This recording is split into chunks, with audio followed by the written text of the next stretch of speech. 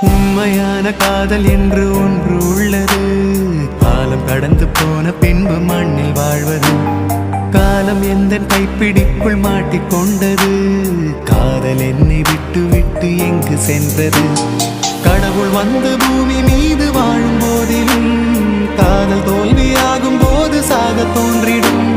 காதலின்றி பூமி மீது வாழ நேர்ந்திடும். கொஞ்ச நேரம் கூட நரகம் போல மாறிடும்.